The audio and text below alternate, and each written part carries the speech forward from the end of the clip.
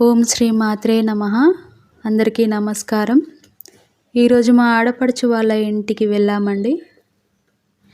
వాళ్ళ ఇంటి బాల్కనీలో బ్రహ్మకమలం చెట్టు పెట్టి 3 ఇయర్స్ అవుతుందండి. బ్రహ్మకమలం పువ్వు కోసం 3 సంవత్సరాలు వెయిట్ చేశాం మేము. ఈరోజు అవకాశం దక్కింది మాకు.